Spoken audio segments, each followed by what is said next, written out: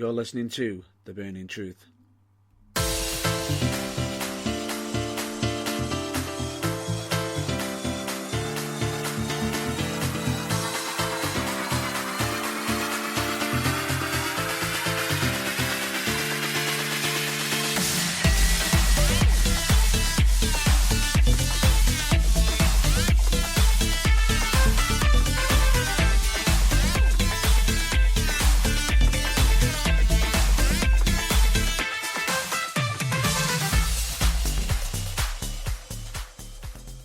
Hello, ladies and gentlemen, dude and dudettes. I'm one of your hosts, Matt Burns, and with me I've got John Ballore, as always.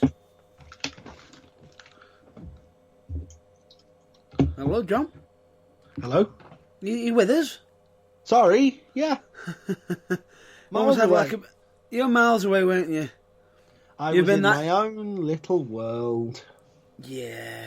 But anyway, as you probably noticed, we are at different locations in the UK, and you probably have also noticed that this is a pre-recorded episode.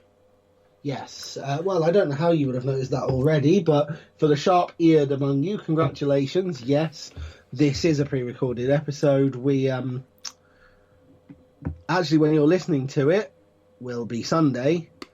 Matt Burns is busy on that particular day. And so we're doing it now. It's because I'm at FCW. Yes. Future Championship Florida Wrestling. Championship Wrestling. You are going up in the world. No. Future Championship Wrestling. I'll be most likely doing commentary. Also known as comms. Yes. Who knows? But Anyway. Point being is, in case anybody wants to know when we've actually recorded this has just been recorded on Thursday. On the Thursday, which means we won't be talking much about whatever happened on SmackDown this week, seeing as for us, now, it's still in the future.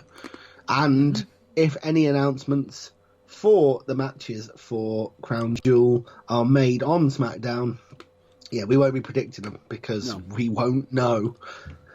Or better yet, shock, gasp, oh no, I can't believe he did that.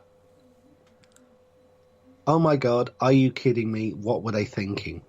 Really? There you go. There we go. That covers it. Tell me, you didn't just say that and Really? or do that. Yeah. Really? Really?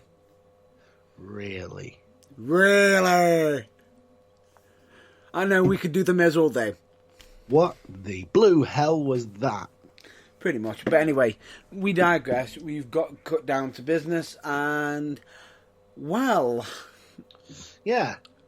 What should we start with? Are we going to start with the sort of egg on the collective faces of WWE with regards to their recently released computer game? Ooh. We'll give it a minute. Because we have... Okay. We'll give that a minute, because that could be a little bit sore, maybe. Yeah, but we have to mention it, so just be warned, it is coming, and, well, soapbox ahoy, it may get a bit, sweary. Just a little bit. But, yeah.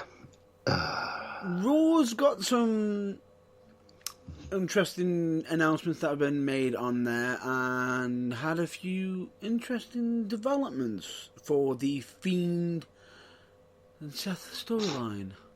They did? Yeah. What, you mean beyond the idea that they have to actually publicly state that the match cannot be stopped for any reason whatsoever, ever, ever. No. So don't even try, ever. No. They showed some development on the show for Seth.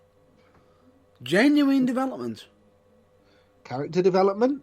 Yes. Has he grown a spine? A little bit, maybe.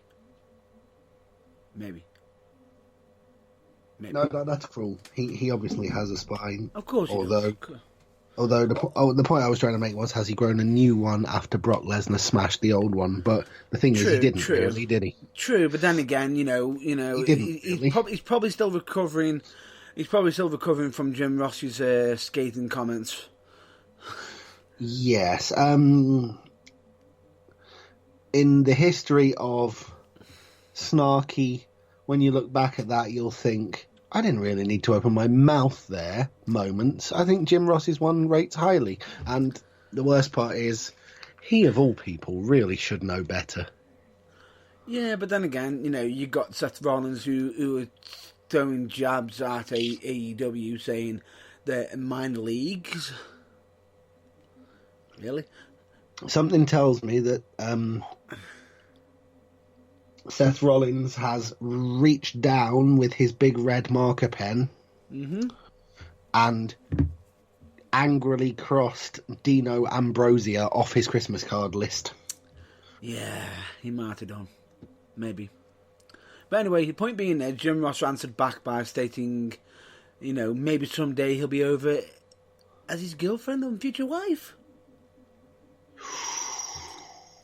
Put your claws away, Jim. Ooh! That you've tenderized that so thoroughly, I'm sure that you'd have to do a double take before you realised it doesn't need some barbecue sauce on it. No.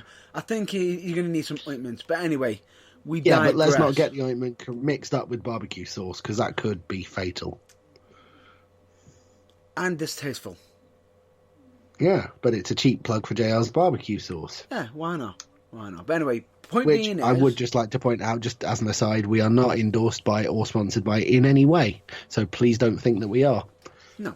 But anyway, point being is on Raw, we've got Raw that was actually showcasing young talent. Yes, I know. Sorry, that was my jaw hitting the floor. Pretty I'm just much. picking it up now. I know. Young talent getting showcased.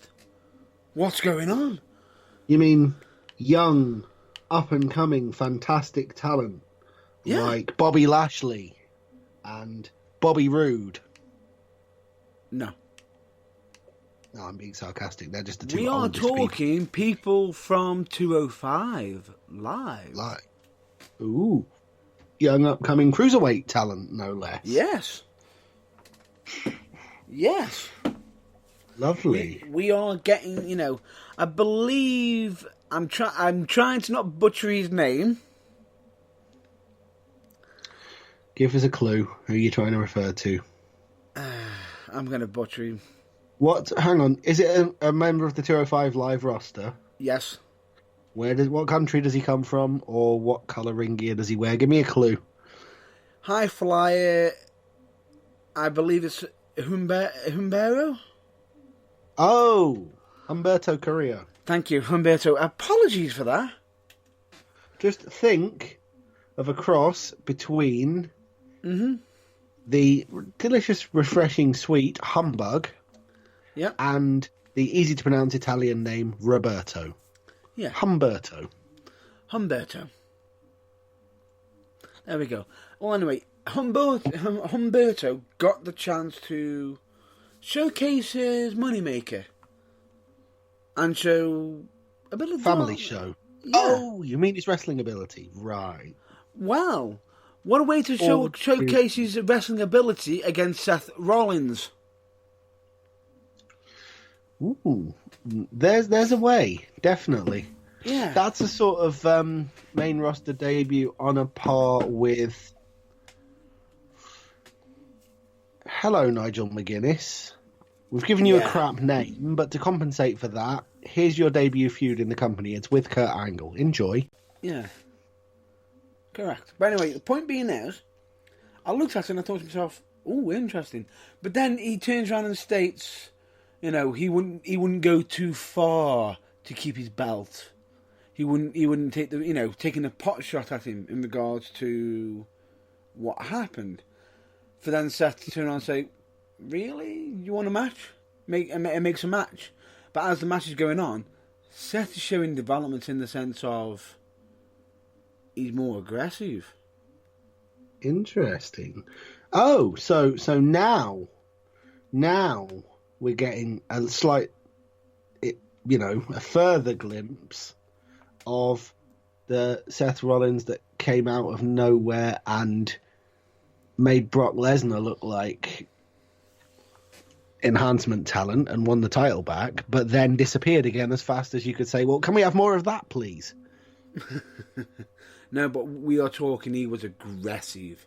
But at the same time, he actually allowed some... It was back and forth. It wasn't one-sided. Okay, in that case, what colour lighting did the match have, and what reasons did they give to stop it that were complete bullshit? Nope, it was all done proper. Sorry, horrible flashbacks of the recent past there. I know we're all collectively having therapy to try and forget that, but unfortunately we can't. It comes back, though. Nightmare does come back. I'll explain that one shortly.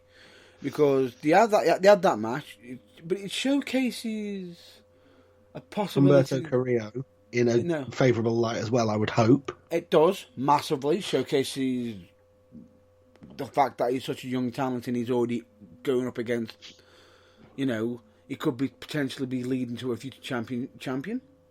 It showcases that they've got the faith in him, and it's good. It's good. And on top of that... Yeah, sorry, go on. And on top of that, it was like, it also developed Seth in the sense of, has the Fiend affected him? Good Lord. Logical, story-based storytelling that actually vaguely makes sense. Yes. I'm pleasantly surprised. I know. Same here. More, please, WWE. And then they did something really stupid for the dark match at the end of the dark match after the show. They did something really, really stupid. Yeah, for the dark match. They took someone who's in the middle of a big on-television push and made them lose to someone no one's ever heard of in a dark match. Nope. You ready? Oh, we'll bring back Seth Rollins out. Bring out the Fiend. Cage match.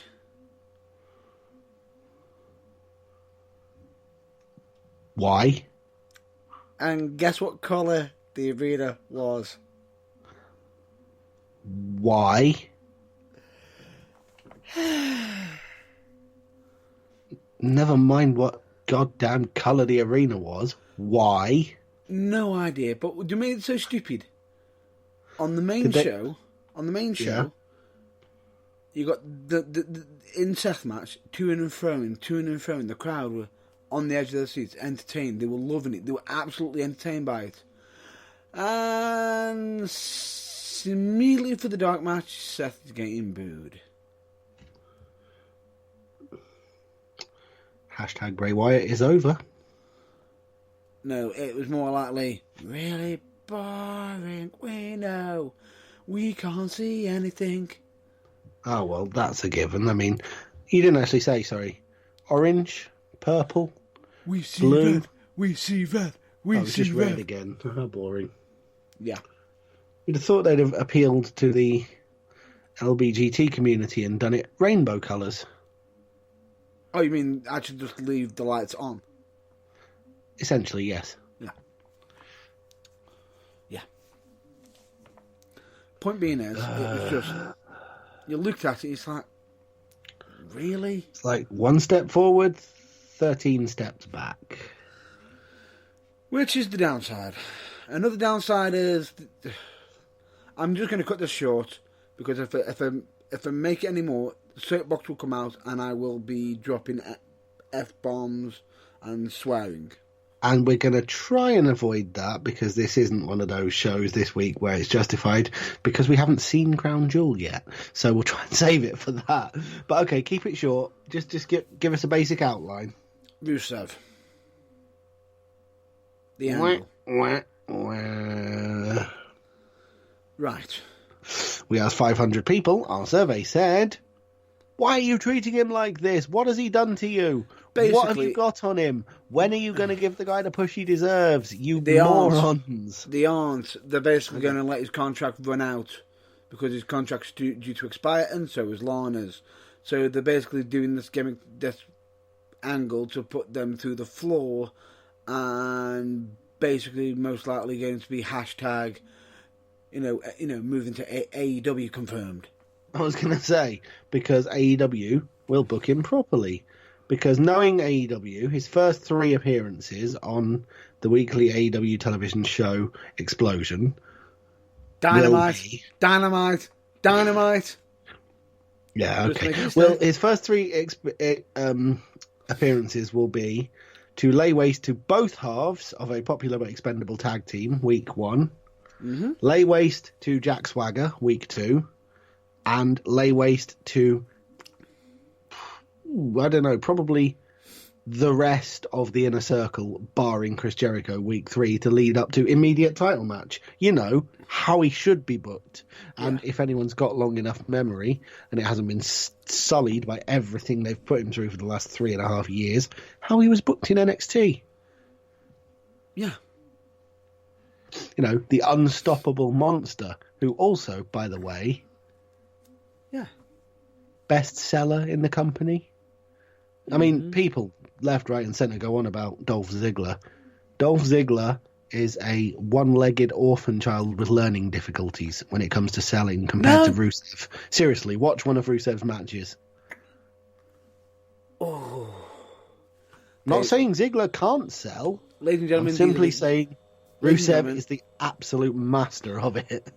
Ladies and gentlemen, the following views that you just heard are nothing of John Belaw's personal views, not of Matt Burns or the Burning Truths. That's kind of the point of this. Yes, they are fundamentally wholly and 100% subsidiary of me. They are my opinions. This is the forum. So if you disagree, keep it polite. But if you disagree, use the Burning Truth social media and let me know politely why. I think you could have worded that a lot smoother. A bit harsh. But anyway, point being is, I'm going to rephrase what my colleague was trying to say, which is he oversells to the point where it looks comedic. Yeah, Dolph Ziggler essentially, he's borderline Santino Marella. It's overkill. It actually undermines the savagery of what's going on. Right. Whereas Rusev, master of selling properly. And if he gets hit in the knee with a hammer 1 week at a pay-per-view, he comes out on Raw with a bandage on the right knee, naming no names, other WWE people.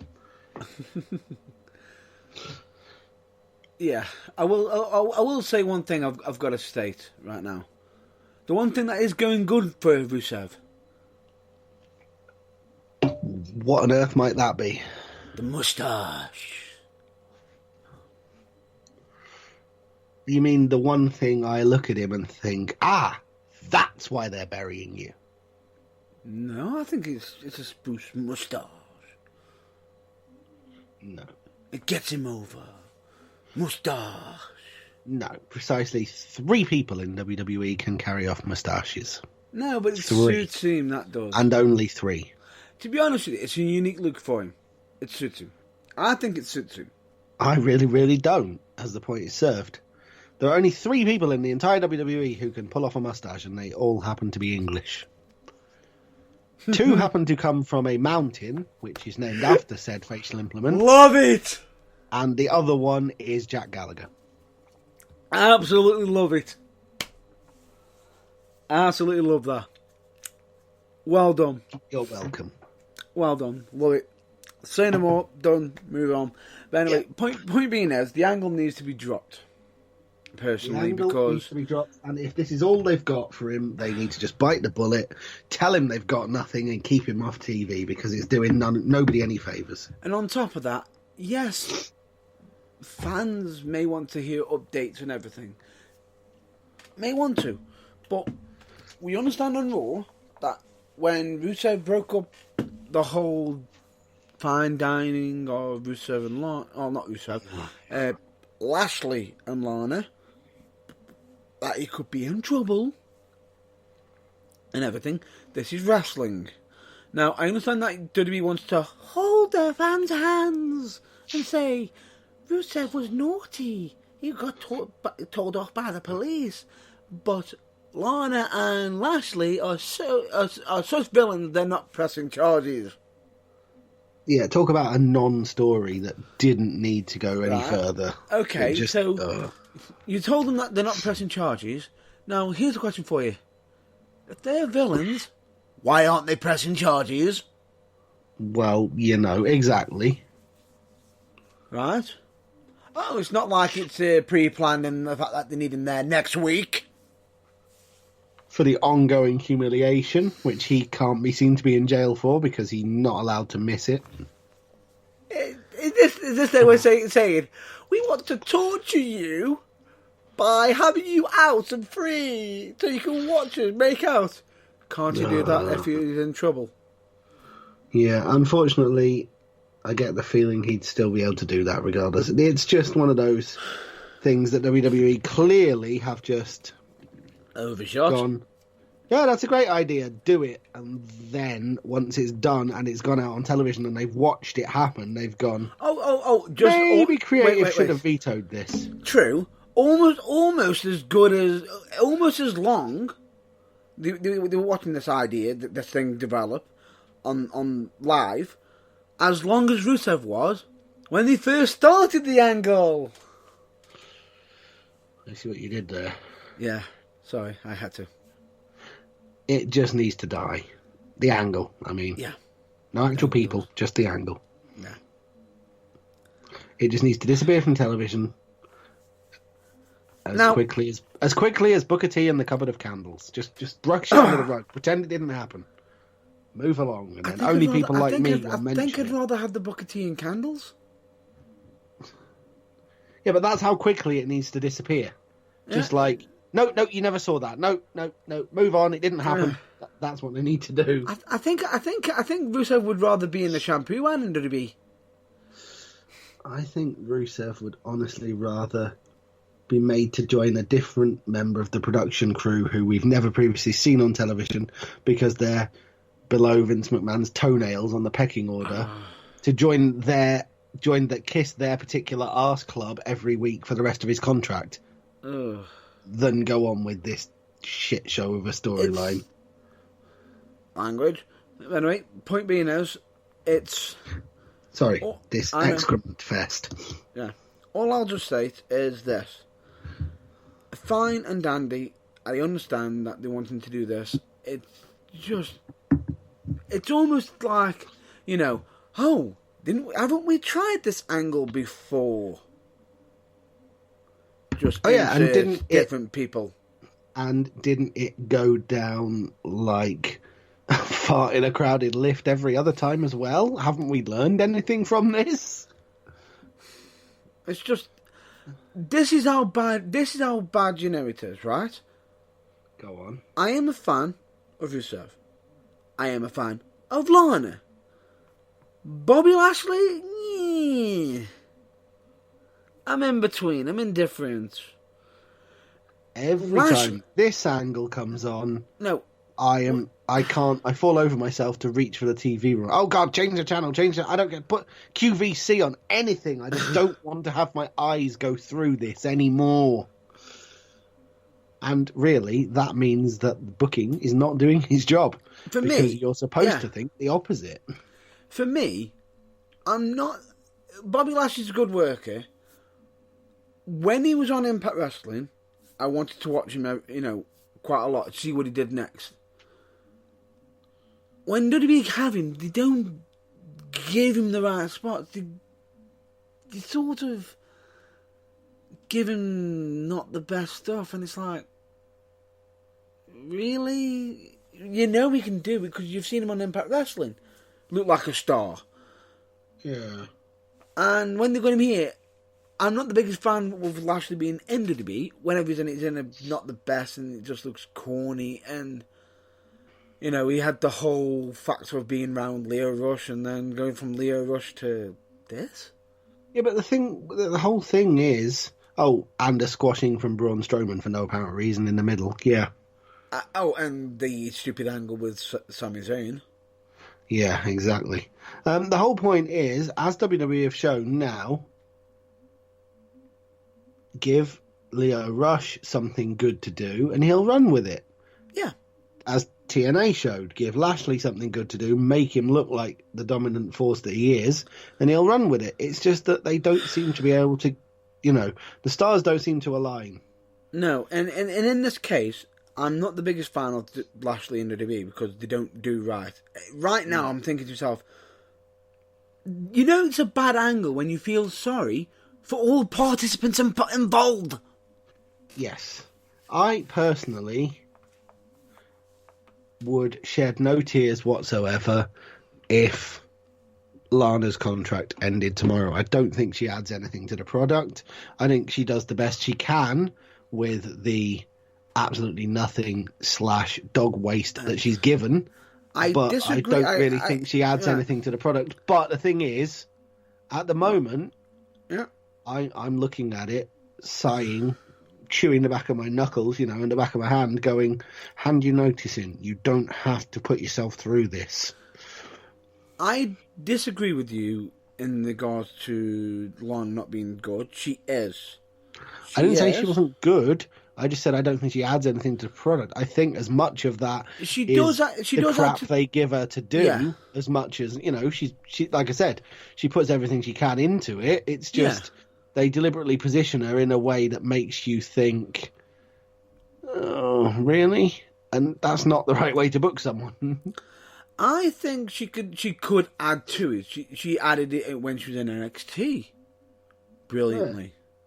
She added it when she first arrived on the main roster with Rusev.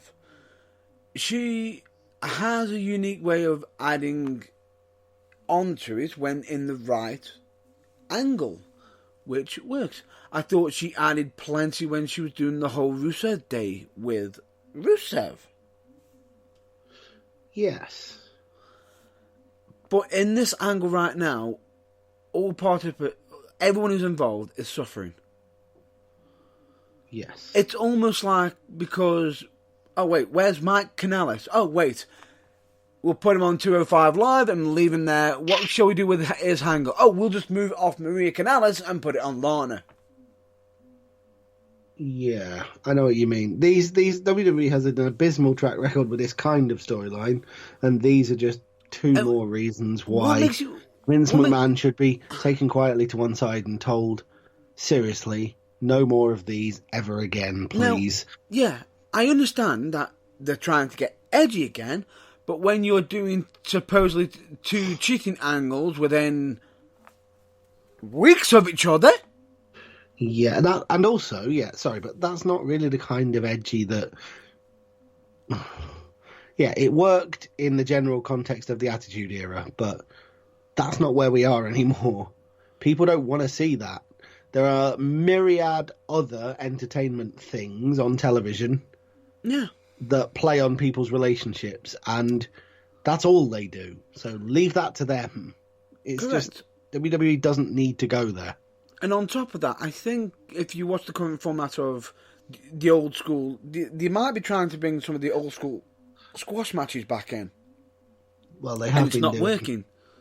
It's not working. It's not, because people don't want that anymore. It's almost like it's developed into something else, which is good and bad. It's not the greatest for, in the sense of how do we get someone over quickly? Can't do that anymore, but at the same time it also shows that the product has evolved, which is great. Which is great, because it now means that to get someone over, they can't cut corners.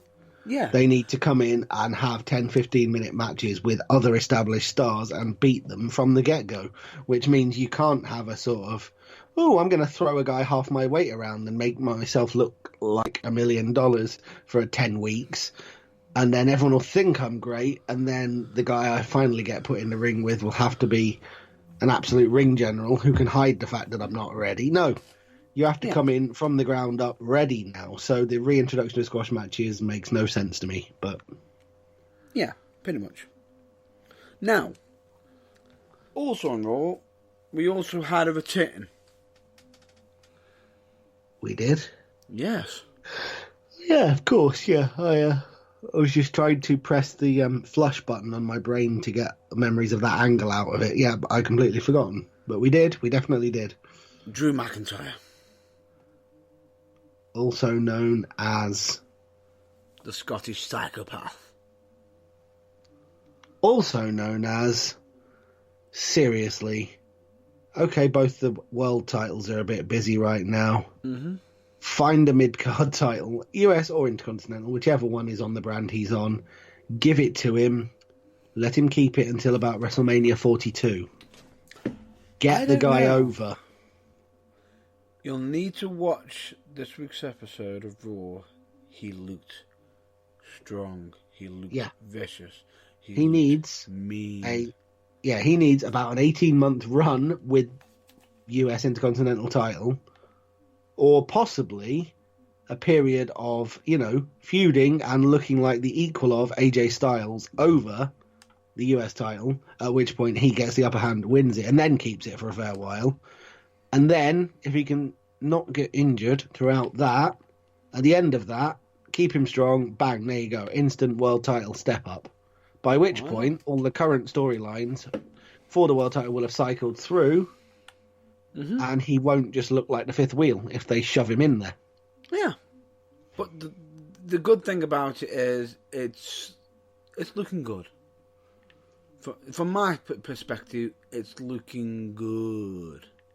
Well, that, to me, is fantastic news because, as was proved when they gave him the ball and let him run with it in NXT, he's pretty good. He knows his stuff. Oh, yes. He knows what he's doing. He looks good. But anyway, we digress. We do. And we need to move on. Yeah, I was going to say we should probably move on. And officially, that's all we are. We could cover more, but due to time constraints. Oh, I was going to say, did you not want to just briefly mention the NXT main event? Or that's what I was going to get onto. Ah, cool. Because I know that we're going to talk about the predictions for Crown Jewel, but do you want to go through the NXT main event first? Because I do. And I was going to say, unfortunately, we're going to leave it there for WWE as in the main shows. Main roster, yeah. Main roster for now, but we will be back shortly on WWE. But for now, we're going to put away the red and the blue, and we're going to colour everything either yellow or gold, depending on what mood WWE are in as to which one they think it is. I say it's gold. Well, on a technicality, it's yellow, but if you want to say it's gold, I'm not complaining. This show is gold anyway. It's spewing out talents left, right, centre, boom, boom, boom, boom. Honestly, I can also say for this week's NXT, I know not every one of us has watched it. Watch it. However, before I got in contact with you and you said, we need to pre-record the show because I'm at Florida Championship Wrestling on Sunday, I was about to watch it, so as soon as we're done here, I will. But I haven't yet, so... And unfortunately... I know what happens, so we can discuss it, but I just haven't actually seen it yet. Unfortunately, in the next few couple of minutes, please be warned. Spoilers ahead if you haven't watched it yet. And I have got to apologise to my colleague right now for spoiling the end of NXT. This is alright. This is a hazard of the job when you do this. And don't forget, this is going out on Sunday, which is 3 days ahead of where we are now when we're recording it. So chances of this being a spoiler are greatly reduced. True. But nonetheless, if it's going out on Sunday and you still haven't seen it, what are you doing? True. Why have you left it that long and not watched NXT? You silly, silly person. So true. But anyway, this may contain spoilers. So without further ado, let's get on with it. Fact is, main event, amazing match. Not going to reveal too much. Well, maybe. The point being is, end of the show ends with Undisputed in the ring. And Johnny Gargano. Tommaso Ciampa. DIY. Why? Face to face with them. It's looking like it's going to be a 2-on-4. Bella music hits. He comes out. Cue the crowd going nuts. Oh, it's going nuts. Seriously. But not as nuts as the one you're eating. That was not a nut. But anyway, the point being is... Whatever it is, it's really obvious anyway. The point being, the music... Hey, I have to get me sugar up. I have to get me sugar up. So many rude jokes, so much tongue being bitten right now. I know, and that's why I thought I'd do it on you just this time. But anyway, we digress. The point being is, we are delaying the inevitable. It looks like it's going to be a 3-on-4 fight. Ooh, suddenly the odds don't look quite so heavily stacked in DIY's... against DIY. No, it doesn't, but then all of a sudden... But then... Finn Balor pretty much Shaolin soccer kicks Johnny Gargano into oblivion. Swerve. Heel turn from Finn Balor. And he watched, Tommaso Ciampa get absolutely mauled by Undisputed. Well, as in watched but took no part in? Oh, didn't touch Tommaso Ciampa, but you can see him just watch the work happen. And then you see him look over to his dirty work on Gargano, and then he completely obliterates him with a running Shogun dropkick into the barricade, taking out almost an entire section of audience that were seated. Most likely plans, but if they weren't, we hope they were. We hope they were. WWE's getting sued, WWE's getting sued, or NXT's getting sued, NXT's getting sued. There's every chance they were all developmental guys, but nonetheless, if they weren't... Ooh. Sweaty palms moment. Yeah. But anyway, it's almost kind of like WWE is engaged in a fantastic game of one-upmanship with turning heel. Yeah. And it's like Io Shirai knocked it out the park, at which point Bayley went, hold my beer, bitches. At which point her very good friend Finn Balor went, put his fingers together, cracked all his knuckles and went, you ain't seen nothing yet, sunshine. Or, my turn. Yeah, exactly. And what made it even more vicious is after he's just done that and leveled almost an entire section, he then proceeded to pick up Gargano and drive him almost head first into the ramp. Which, as we well know, is a very, very, very heavy piece of corrugated iron, which is not in any way sprung, supported, or padded. The noise of it is just sick. It's just sick, and I'm thinking to myself, and the way Gargano is reacting to it, I'm thinking to myself, he's either legit dead, or he needs some serious medical attention. Paging WWE bookers, new spine for Mr. Gargano. New spine for Mr. Gargano. Spine, neck column. I think, where's the doctor that just fixed the Tommaso Ciampa? Yes. You're going to get a bit of repeat business. Pretty much. It was that sort of vicious, and I mean, you know it looks bad when you got Undisputed leveling Tommaso Ciampa. There's 4 of them there. Yeah. And Balor raises the bar by himself. Yes. Again. Heel turns, hold my beer. I'll show you how it's done.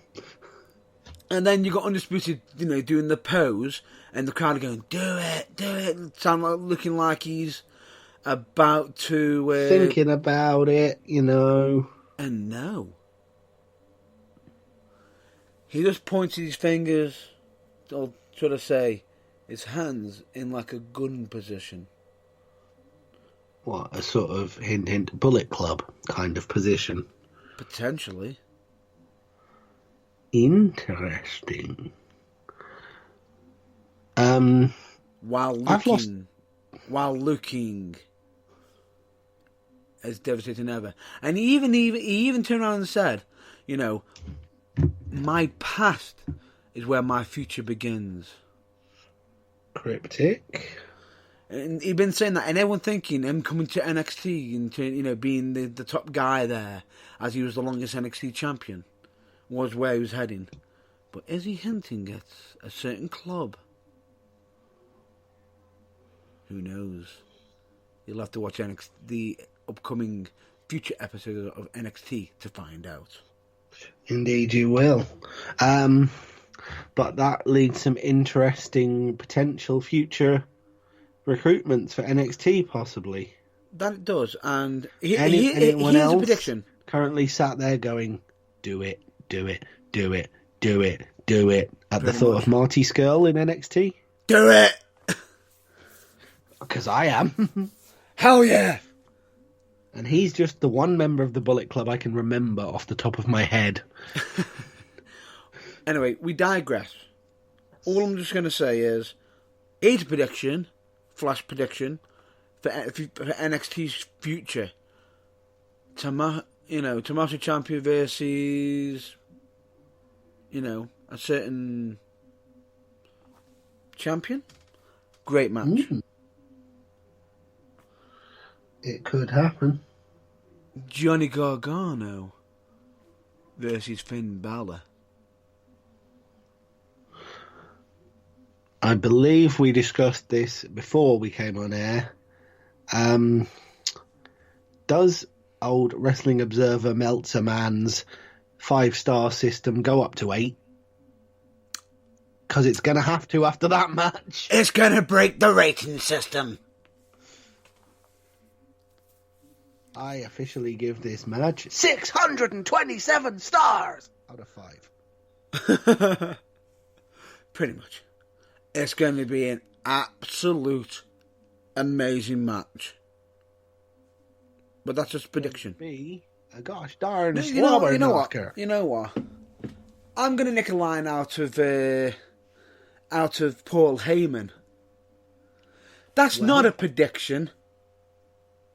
That is a foregone conclusion. It's fact.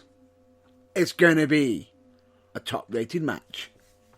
It is going to be, wherever it happens, whenever it happens. I don't care if for whatever reason, with the next NXT show coming up being War Games, where maybe multi-men matches will be the thing rather than singles. If it doesn't happen until if it happens on the 1st of January 2020, it will be 2020's match of the year, because nothing will beat it. Yeah. That's how good it's going to be. If it happens on the 31st of December this year, it will have the distinction of probably being the match of both years. Yeah. It's going to basically be it's going to be the match of NXT. Yeah. Or at least a contender, top contender. Maybe.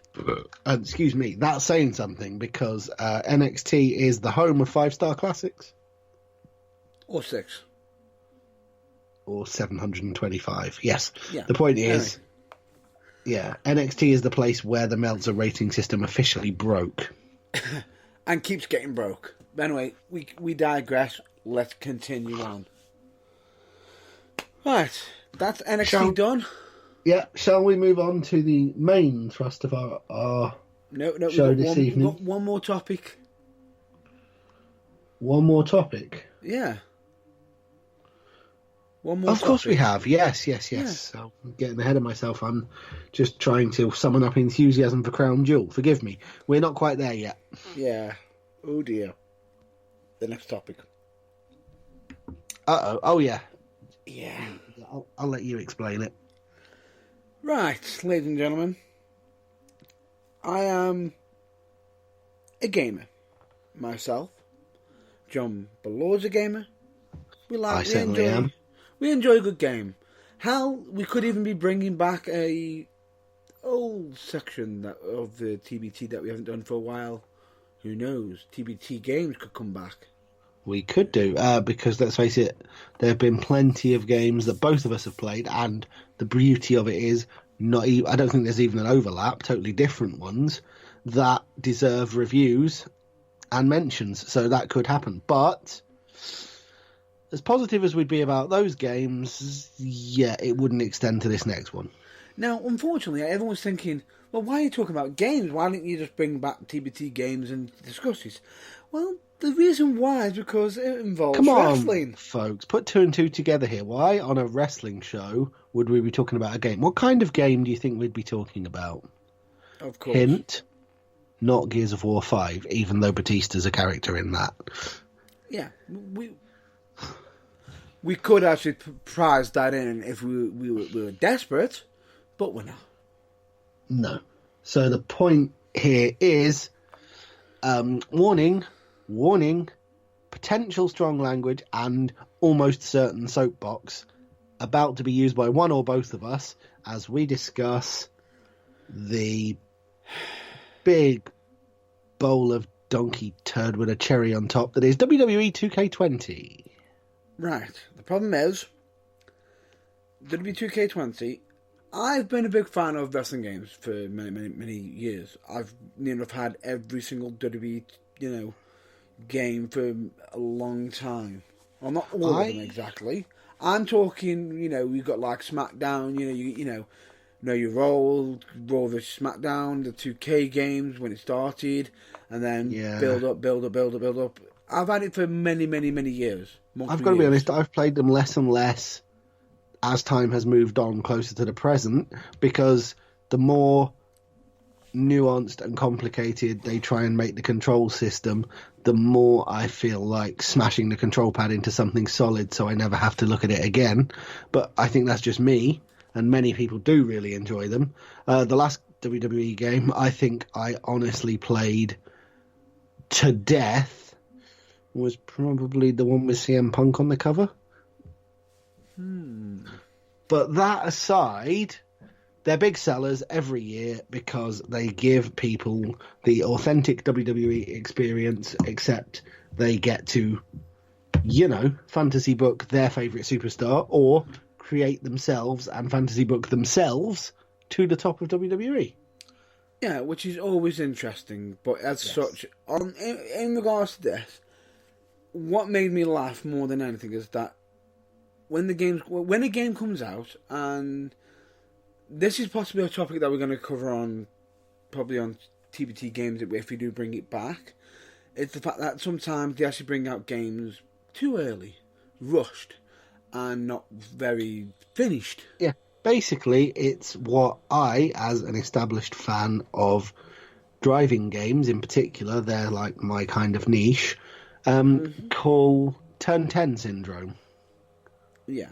On Xbox One. For those of you not familiar with them, they are the company, along with Microsoft Studios, that make the Forza Motorsport series, all three of which of the examples that have been released on the Xbox One have had to undergo post-release substantial patching and changing, and in the case of Forza 7, pretty much all of the main features of the game that they added in that were new over 6 were subsequently taken out again after everyone massively complained that they weren't the core of the racing game. For example, loot crates. Why does a racing game need loot crates? Agreed. I absolutely agree with you. For that reason, I refer to it as Turn 10 syndrome, but basically 2K20 is suffering massively from Turn 10 syndrome, is the point I'm slowly rolling towards here. It was released way before it was ready. Couldn't agree with you more on that massively in regards to it.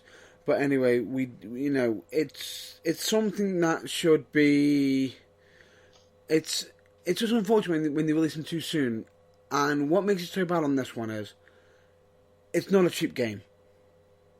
Oh no, it really isn't. What was it you were we were discussing this briefly before we started the broadcast. How much did you say it cost?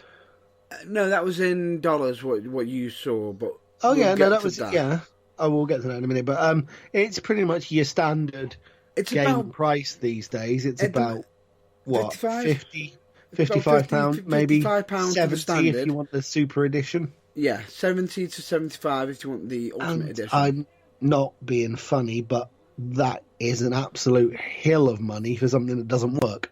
Yeah, it's not a small amount. Yeah. Exactly, as such. And it's just unusual for them to be charging that much and the game not be complete. And what makes it worse is there's that many glitches on it that people are throwing out, you know, making jokes about it, making memes out of it. You know it's bad when you've got a supposedly, they do a matchup of Brock Lesnar versus John Cena matchup card, and they're putting on this is the most authentic game I've ever seen, and you've got the match card, supposed match graphics of Brock Lesnar on there and John Cena missing. And John Cena, can't the see John him. Cena match graphic illustration of him isn't there. Which, as Correct. you just stated, takes his long-time catchphrase to a whole new level. But I think that's a level of irony that WWE weren't aiming for. Pretty much. Because you can't see him, but you really rather wish you could. In this case, yes. But the point being is, the glitches are that bad on the game. It that essentially renders it unplayable. Correct. And on top of that, what makes it even worse is the fact that when they've got that many glitches, now, you think, what are they going to do? Oh, wait. They'll probably send out a 3 patch. Now, a lot of people have been complaining in regards to it. Now, we don't know what's going to be going for possibly Xbox and other consoles as such, but we know what one console company has done. We do, because it has been all over the news in light of the state of the game and, as we stated, the fact that it's basically unplayable until a fairly speedy patch has been issued. It's not that it's unplayable, it's the fact that they are stating that graphics aren't up to scratch and there is certain glitches. And in some cases, on some of the messages that they're saying, it's, as you said, unplayable as such. Now, a message got sent out to PlayStation, aka Sony, Yes. saying how bad the game was, and they was going back and forth. Sony were asking if they were the actual person who paid for it, played it, confirmed it, blah blah blah, and lo and behold, to much of the shock, we'd actually got it. So we could actually see that Sony actually offered a full refund, not half. Yes. Not, okay, here's some money off another game if you want to buy one to play something else while we wait for 2K to make a patch. Oh, no. Yeah. A full refund. Now, the question is everyone's sitting there thinking, does that mean they have to remove the game? Nope. Nope, they still get to keep the game for if and when it gets patched and it becomes glitch-free and they still feel like they want to play it. Now, in that case, that's a partly clever thing what Sony have done, but it's also going to cost 2K a lot. Because that basically, what that is saying is, the game is so broken that a console company is refunding customers full price. Which means that money is not going towards future games for future 2K games, which is not great. It really, really isn't. The problem that I think 2K have here is the problem that many sports games fall into, which is the relentless cycle of make it, put it out, have a couple of months off, make it, put it out, because it comes out every year without fail. Pretty much. Yeah, the issue is, I think what they need to do is do what Turn 10 have done, because under the normal 2-year schedule of things, Forza Motorsport 8 would have been out by now, but they've taken a back seat. They've acknowledged that 7 wasn't the game that everyone wanted, and to the best of my knowledge, Forza 8 has not yet even begun production yet.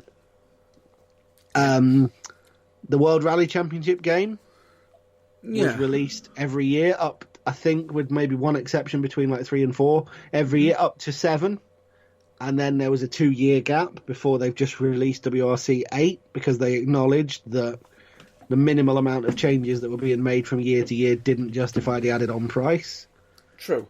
Now, And for I me, think 2K need to take this into account, and maybe once they fixed 2K20, yeah, maybe just make updates for it for a year and a half, and whilst at the same time starting from the ground up on 2K22 and making sure that that is literally tested to death and flawless before it comes out in the 18 months they've got to do it. I'll disagree with you on that one. I still think that this should be a yearly wrestling game. Well. I do. That's just my preference. I have a point, but I'll let you finish making yours first. It's only fair.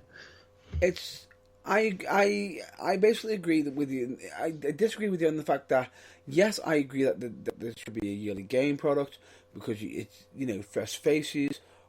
Or instead of actually doing a yearly game, how about this idea? Why don't you just get one game, release it, and update that? The idea that I think quite a lot of games companies are moving towards for the medium term, like for the upcoming, is it Project Scarlet, the next Xbox? Yes.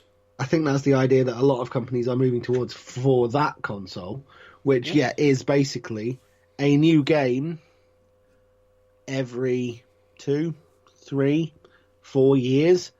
A whole new game from the ground up, and in the meantime, just every time there's a problem, patch it, and once a year, just release an update that goes into the game. And let's say they've done a draft, they release a subsequent post-draft update, which updates all the rosters, puts everyone on the right brand, fixes any fixes that it can do while it's there, and I don't know, maybe gives you a few more achievements. Yeah. And there you go. You've got basically a refreshed game for another year. Yeah. Now, a lot of people they're going to say, but then what? The old coding's got to come out. The old thing's got to come out. The old this has got to come out. Fine, okay. They need to change the style. Well, they could potentially do that because if I'm not mistaken, another game company's actually already done that already. Yeah. In the fact of Destiny 2, if I'm not mistaken, they just partly revamped their game almost into. It's almost like RPG now. Almost like a full-on RPG.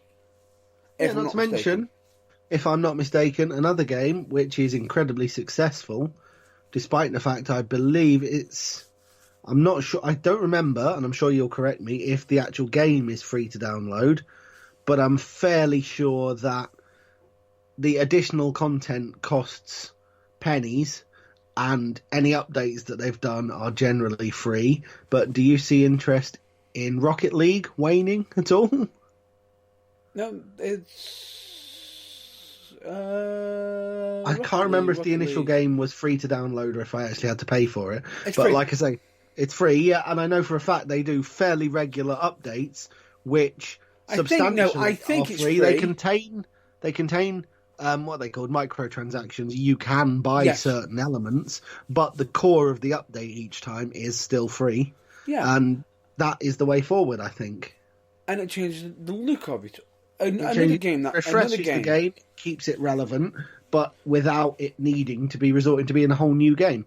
And in the days of consoles that are wired up to the internet, the updates can be done over the internet without the need for any more discs. Yeah. So I don't see what the problem is. I do see a discount with it because then you haven't got a digital, a physical copy, which I don't agree with. But I haven't bought the physical copy of a game now for getting on for 2 years. I think it's much easier to just have a hard drive, or in my case, an external hard drive with all the games on it, which you just save the updates to, and you don't have to then kick one disc out and put another one in every time you want to change your game. True, I think that's the future. But you can't borrow games to each other. No, that's true, but the thing is... Which is what gaming used to be about. And on top of that, we'll save that discussion for... the thing is, with this, you can now sign up to have your console paired with someone else. I can't remember what the official term for it that Xbox uses. Partnership. But you can share games. If you own them, you can share them with the other person who's sharing your console. Sharing account. Yeah, Actually. which is I honestly think the days of actual physical game releases are, as much as the Game Superstore game might not like this, pretty much numbered, to be honest. I disagree with you on that one myself, personally, but we'll save that for a possible TBT games discussion. Yeah, we'll save that for another. The point, however, I think the point we're trying to make here is sort yourself out. I nearly used language there. Sort yourself out 2K games because, thoroughly beta test your games and don't release them until they're actually ready, and try and avoid PR own goals like you've got with this one. Yeah, but the funny thing about it is, with the fact that, PlayStation are giving the money back. Now, if Xbox and other consoles do the exact same thing, they could be 2K could be in a lot of trouble. Yes, 2K could find themselves in a similar unhelpful financial position that THQ found themselves in. Pretty much. But anyway, we digress. We digress, and of course, we would just like to point out that neither myself, John Bloor, or Matt Burns, or indeed the Burning Truth as a whole, wish that on 2K, or indeed any other gaming company. Now, unfortunately, these are from outside views that we've actually of 2K20, not our own personal views as such. These are just from what we have seen from media and news and outlets. Now, this is where we will state, take it with a pinch of salt. But if either one of us do actually get the game, we'll most likely cover a possible review in regards to it, and let you know if what is stated is true or not. Yes. And we'll also keep you updated on, if we don't get it, we'll keep our eyes peeled for news of any, content patches or updates, or if the frantic work we're sure 2K are doing behind the scenes to fix the game pay off. Yeah. Pretty much. But anyway, we digress. We've put off the main events for far too long. And now we're gonna bathe it in eerie red light and disappoint you one more time. Oh, sorry, wait, no. We're not going to do that. We are, however, going to move on to our main event, which is predictions. And we should just remind you at this point, this is a pre-recorded broadcast. We're doing this on Thursday. So if any matches have been announced on this week's Friday Night SmackDown, and you're listening to this on Sunday when it goes out, we haven't seen SmackDown yet because it's still in the future for us. So we're doing the predictions based on the matches that have been announced already now, which is Thursday the 24th. Yeah. Or, to put it another way, exactly 1 week in advance of the big show. What? Because it's on Thursday, isn't it? Of Big Show? Big Show's not there, is he? He might be. No. I just mean precisely 7 days out from the pay-per-view event because it's on a Thursday. Well, let's get to predictions.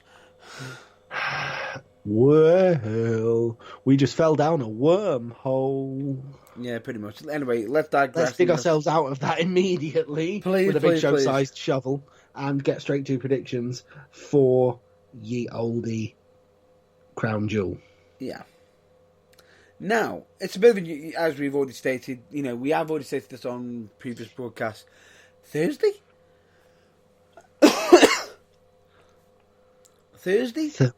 Thursday. I believe, please, in a friendly, helpful, constructive way, on Burning Truth social media, get in touch with me if I'm wrong, but I believe that this is quite possibly the first wrestling pay-per-view ever, and definitely the first WWE wrestling pay-per-view ever to be held on a Thursday. Whoa. Let me just... Well, like I say, WWE have definitely never done a pay-per-view on a Thursday before. As for the wider wrestling world, if you know of one, let us know, but we've never heard of it before. I'm checking. Nope. Whenever they've done it previously, Previously in Saudi Arabia, because if you notice that they haven't stated Saudi Arabia on WWE. No. Do you know why? They've mentioned it's in Riyadh, haven't they? They just haven't said what country that's in. But they're not allowed to state the country. For some unknown reason. I was going to say, do you know why? Because that strikes me as a moderately obscure thing, but... Yeah. But if you notice, instead of saying, Crown Jewel in Saudi Arabia, they'll actually say, at Crown Jewel. At Crown Jewel. I'll see you at Crown Jewel.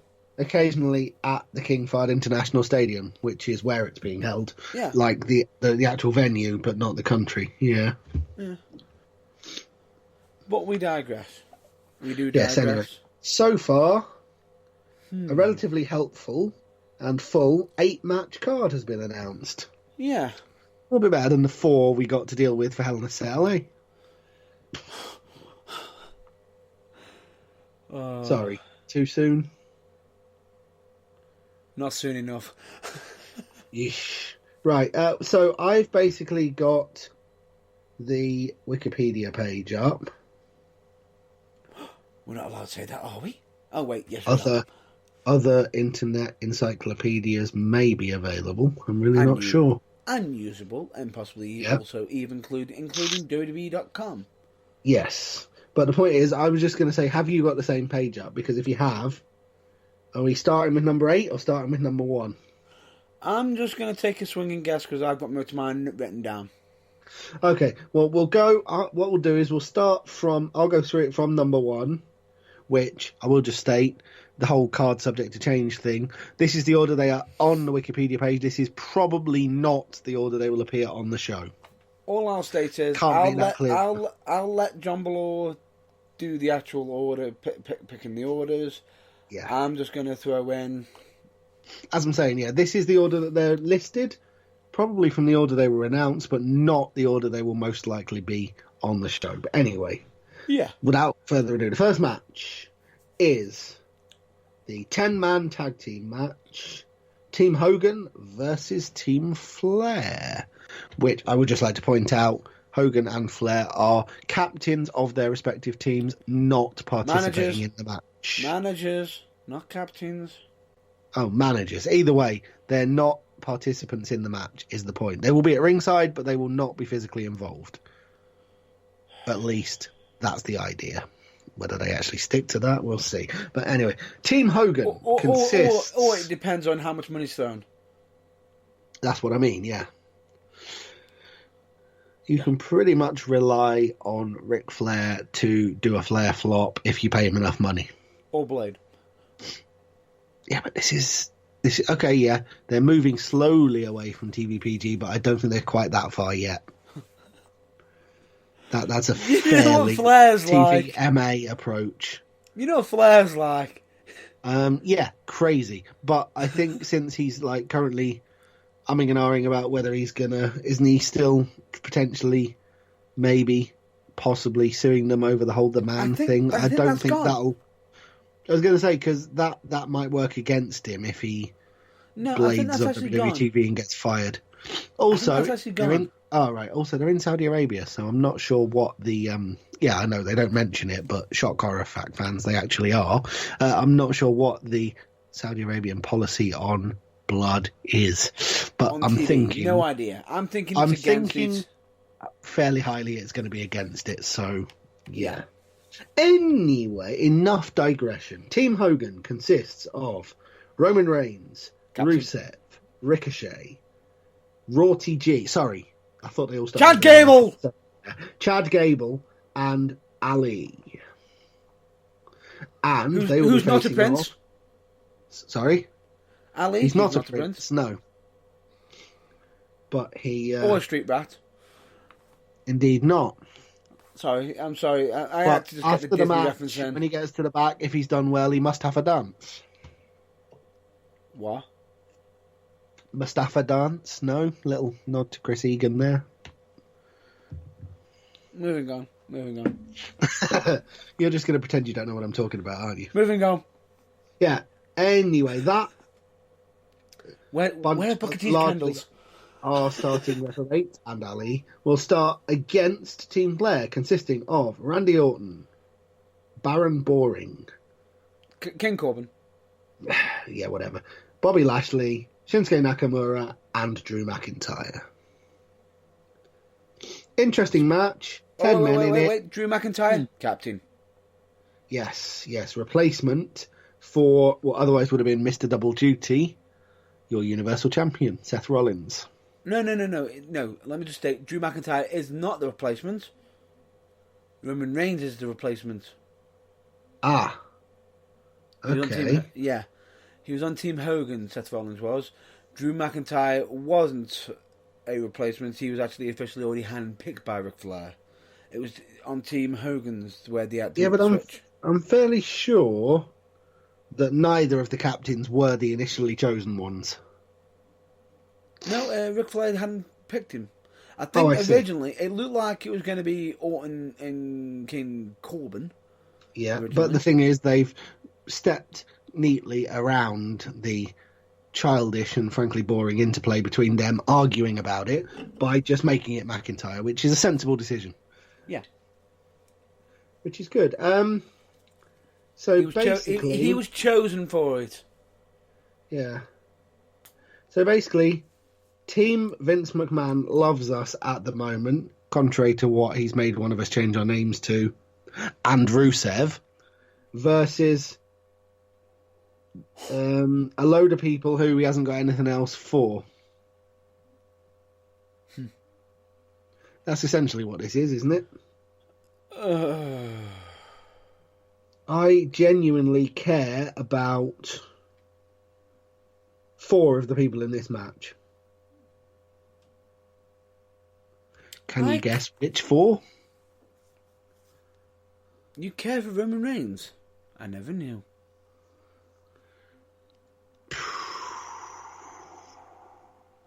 I heard the rage. Teeth are being ground this end of the internet connection. Tongues are being bitten. I never knew you cared. No, essentially... Oh, no. I know who you really care for. You care for Hulk Hogan, don't you, brother? Well, let me tell you something, brother. No, not even slightly, but nice joke. Would you care? Guess what? It turns out I'm the only person either formally in, loosely affiliated with, or who's ever had anything to do with the wrestling business who can't do a Hulk Hogan impression. Really? Because that, even by my own standards, was terrible. Let's move on. You did an impression then? Exactly. That's how bad it was, folks. Let's draw a line under that and move on. Didn't even notice. So anyway, moving on. Essentially, Reigns, no one cares. Rusev, Vince McMahon doesn't care. Ricochet, ooh, what a waste of Ricochet. Chad Gable, what a waste of Chad Gable. Ali, what a waste of Ali. Against Randy Boring, Karen Boring, Nobby Lashley, what a waste of Shinsuke Nakamura, and what a waste of Drew McIntyre. That's 5. Yeah, I don't know why I didn't count Nakamura the first time, because he's become so invisible in the WWE show. No, I see what you did there. Nice one. Yeah. Anyway, don't really care about this match. It's basically just going to be a spot fest. Not currently listed as an elimination tag match, but depending on timings for the show, might well turn into one. We don't know. Or it could end up thinking that them thinking, great, it can't be elimination. Someone do a schoolboy roll up, get the out of there. Yeah. Now, you see, I have 2 trains of thought on this one, if we could move swiftly on to our predictions. Yep. One for either way. It's either going to be... Everybody loves him, damn it! He's got to win! Push him! Push him! Push him! Roman Reigns to win for his team. Or... it's got to be, everyone hates the bastard, but I'm going to push him anyway. Baron Boring. No! For his team. One of those 2, I think, will be the one that gets the winning pinfall. Nope. As much as Vince McMahon thinks King Corbin is hot with the ladies, supposedly. Really? Supposedly. Tell me you didn't just say that. Supposedly. I'm Shut going up, to say everybody. it's between Roman Reigns and Drew McIntyre, the captains. Yeah, that is equally feasible. But would you mind if I go first? Not even slightly. Fire away. I'm going to go with Ric Flair. Team Ric Flair. Team Flair, Team Flair. by virtue of Drew McIntyre, you think? Yep. Okay. I think it's going to come down to Reigns. And I think Reigns could be shocked by get caught out. It's Earlier. possible. If it's an elimination match, you mean? If it is. Yeah. If not, then I'm gonna say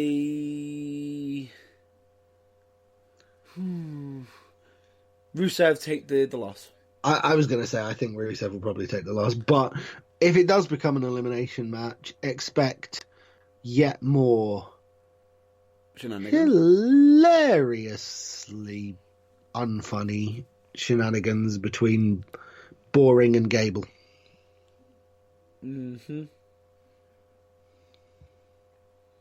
Anyway, Yeah, I'm going to say that I honestly think Team Hogan for the win because Hulk doesn't lose even when he's only the manager.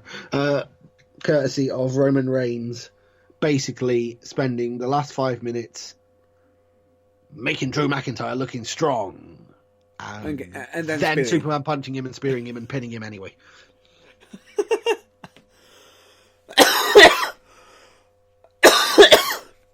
Because Roman Reigns, god damn it. I think Drew McIntyre because he's just come back. Okay, that's good. This is good. This is Jeopardy. We're picking different things. This is what we want. As good as a consensus of opinion is, it's a bit rubbish if we're both right on everything. So, Yep. yep. Okay, moving on to what is listed as match 2 on the Wikipedia page. Right. A singles match Yep. for the Golden Gloves Championship. Oh, no, wait, it's not. Braun Strowman against Tyson Fury.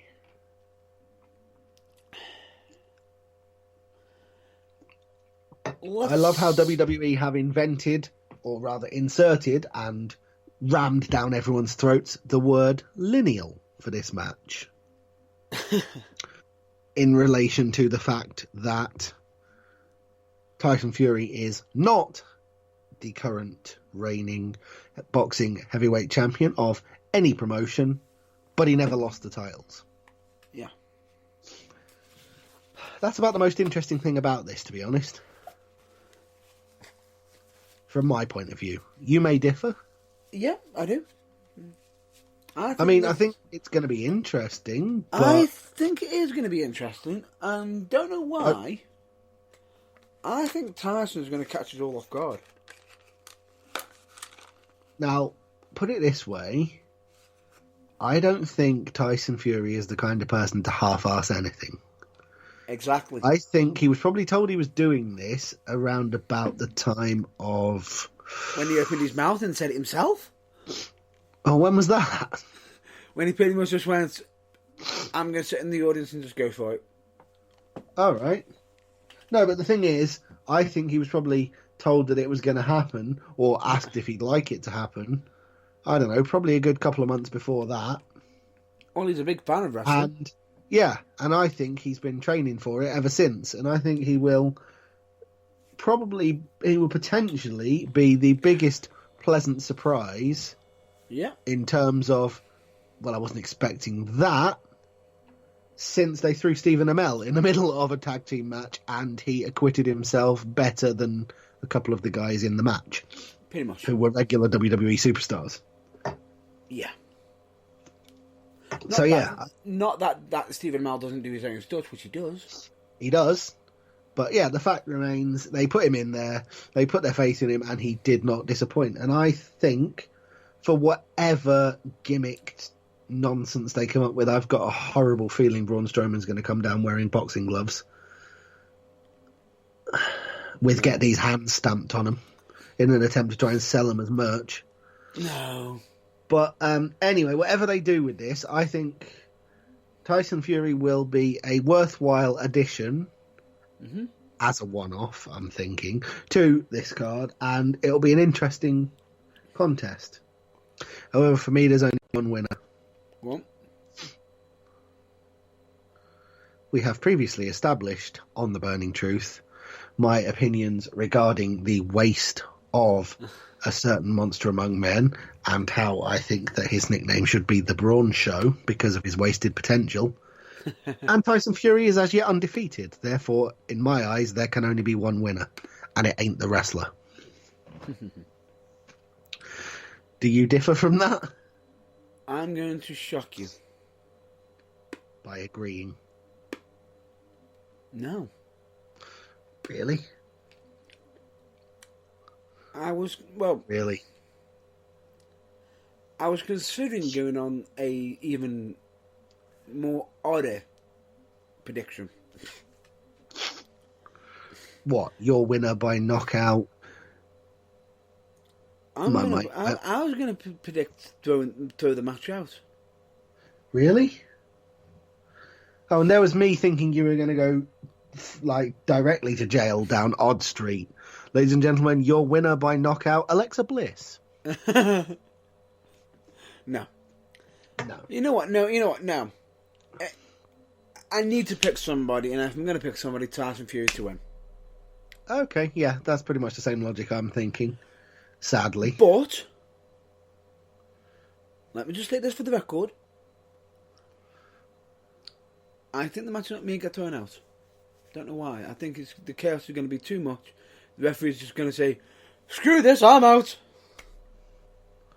And throw it out. Possibly. At which point, possibly you thinking Fury then hits a, in inverted knockout. air quotes, legitimate knockout punch on Strowman to claim the victory, but it doesn't officially count because the match has been thrown out. Yeah. Yeah, I can see that happening. Yeah. But I'm going to say Tyson Fury to get the legitimate win. We shall see. Right. Oh, wait. What? I know a way Strowman can win. Does it involve Alexa Bliss? No. Not interested then. Sorry. Carry on. What is it? Disqualification. Yes, that is a possibility. Tyson Fury does something wrong, gets disqualified. Strowman laps it up and then gets knocked out. It could happen. But No, yeah, I'm sticking with Tyson Fury. Yeah, me too. Right. Match number 3 is a singles match for the WWE Championship. Kofi Kingston defending against Brock Lesnar. I'm looking forward to this. Oh, hang on, no. WWE wouldn't let Kofi have his moment at all. So, it's Brock Lesnar against Cain Velasquez. Although I think... What I was going to say will quite possibly be the most one-sided match ever, but sadly, I've seen Brock against Kofi, so it's not going to be that. No, and I've seen Kane wrestle. Oh, no, I'm thinking one-sided in his favour. Oh, yeah.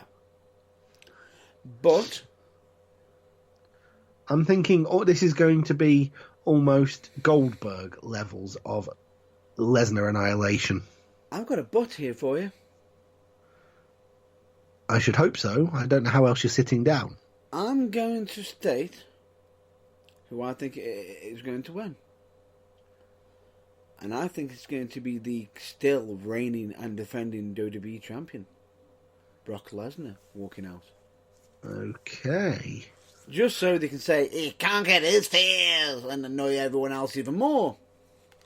Oh, okay. You see, I think I have a distinct impression, like you did for the previous match, that this match is going to get thrown out. That Velasquez will win by disqualification. No, sorry. Ooh. That Lesnar will win by disqualification, be able to say, I've conquered my fear, I've beat him, but thus leave the door open for a rematch. At which point he won't beat him. Ooh. So who do you think? So who are you predicting now? I'm predicting Lesnar to win by cheap shot, disqualification. I don't know, kicking the balls or something. Just when he can't legitimately put Velasquez down, he resorts to a low blow. No, Lesnar can't. As much as I love Kane to win. Yeah, I'm really saying would. Lesnar, but I'm saying by disqualification. Okay, so no, it'd have to be Velasquez punting Lesnar in the balls for that to happen. I realise I got that wrong way round, but yes. Lesnar by DQ. No. If Lesnar hits Kane in the nads, he keeps his championship belt. Yeah, well, yeah, that's the point. I'm calling Lesnar to retain You know what? by DQ. I'm going to switch it. Okay. Velasquez to win, but Lesnar to retain. Yeah. Shenanigans style. Yeah, that's basically what I was working towards. I just, there. Is that what you're Essentially. saying? That's what I was going towards. So are you saying that say Kane it. to win? Kane Lesnar to to win retain? via a Lesnar disqualification, so And Lesnar I'm to going retain the championship. and I'm going yeah. for Lesnar to win. Okay. So we're different. Yeah, but I'm saying even if Kane wins, Lesnar will retain the title because it'll be underhand. Right. Okay. The next match is... It is Cesaro, who's just looking for a fight because his local newsagents have run out of Ricola. And he's decided, since we're in Riyadh, to pick it with local lad Mansoor.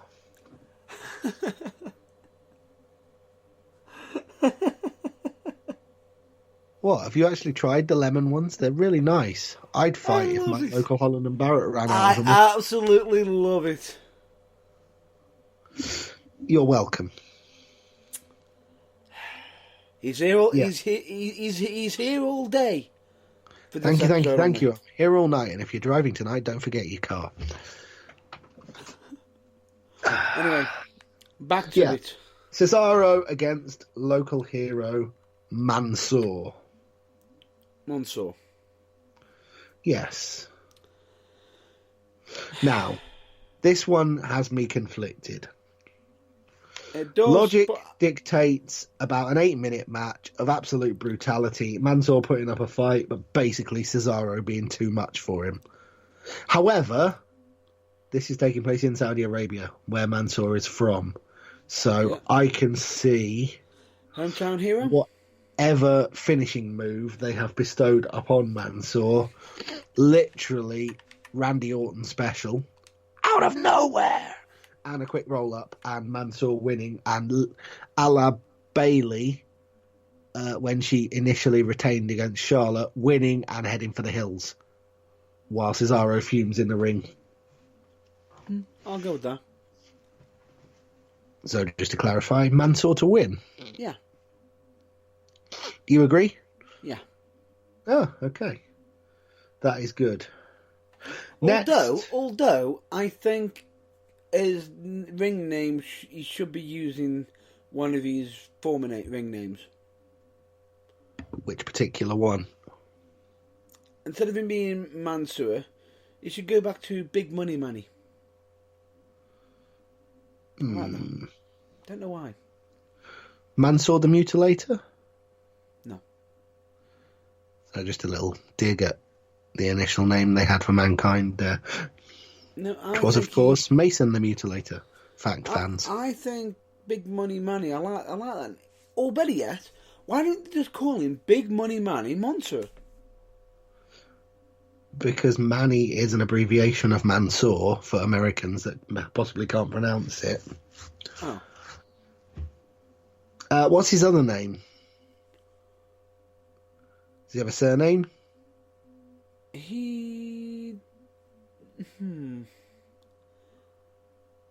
Ali Shihul. Aha. Okay.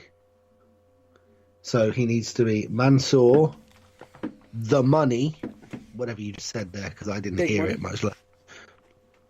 Or the Money. Nickname, like Shane McMahon. Just His avoid middle- the Manny surname he had. in the past. Yeah, because that's basically just an abbreviation of Mansoor, which is very American. No, in no, its no, kind. no, no, no. When he was just known as Manny, at one point they had him known as Manny Favorino. Oh.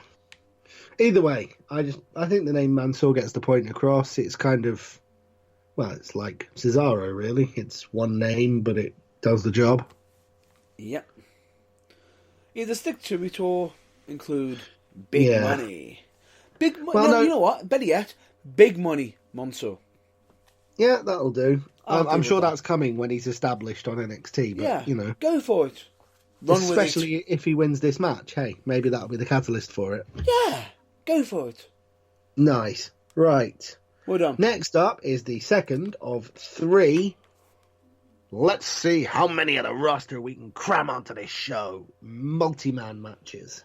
It is the 9-team Tag Team Turmoil match for the incredibly quickly thought up and probably will never be mentioned again after the night WWE World Cup. Or they might just suddenly slip in a 10th team with Shane McMahon involved. What, make the O of the last word last for fully 45 seconds, best in the world, Shane McMahon? Yeah. Or he'll win it by himself. No, because any moment he sets foot in the ring, Kevin Owens will come down and stunner him and say, I fired you, get out. Well, technically, it's overseas. He's not in charge. Technically, he's been fired from the company, which means anywhere it operates in the world. True, but I'm pretty sure Saudi Arabia could afford to buy that out. So what, when Kevin Owens has stunned him, have someone else come down and kill Kevin Owens, who is then revealed to be paid by the $1 Million Man, Yeah. who has now got oil money. No, that's way too complicated. That's way too complicated.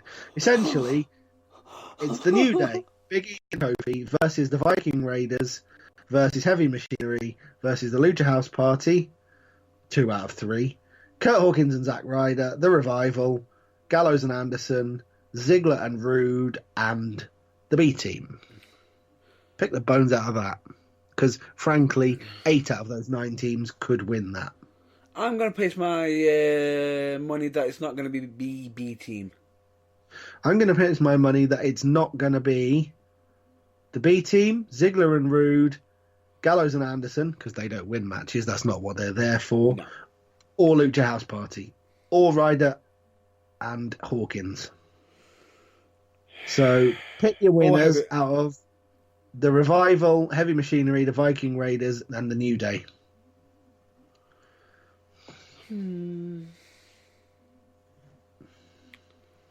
If the finalists aren't the Viking Raiders and the Revival, what the hell? What, you mean the Raw and SmackDown Tag Team Champions? Yeah.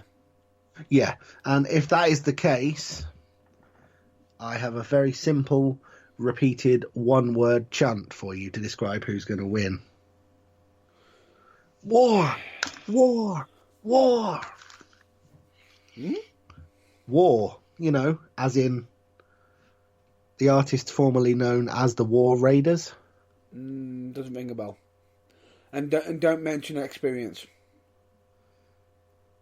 What, the artist formerly known as the War Experience? I don't know who they are. Nice cover. Yeah, I've never heard of them, but needless to say, Rowan Hansen, you know, the big beardy sods. Don't you mean Eric and Ivar? Yes. The Viking Eric. Raiders? Eric Hansen and Ivar Rowe, yes. Yeah. Anyway, You're going with them. I'm going with the Viking War Machine Raiders. That's right. You know who I'm going to go with? The Viking War Machine Raiders experience. You know who I'm going to go with? I have a clue pancakes are involved. It's a new day. Yes, it is. Yeah, I thought you would somehow. I don't know why. But I thought you just said the final two should not include them because it should be the current Raw and SmackDown Tag Team Champions. know. So that confuses me somewhat. No.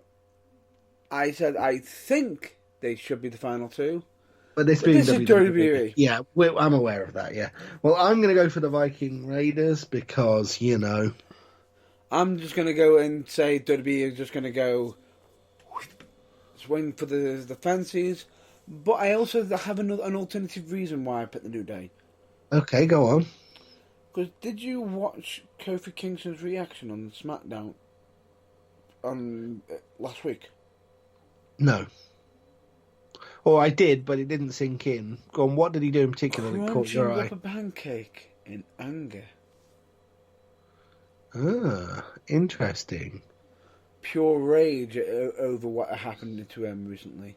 It's almost Hashtag New Day heel turn. Kofi heel turn. Hmm.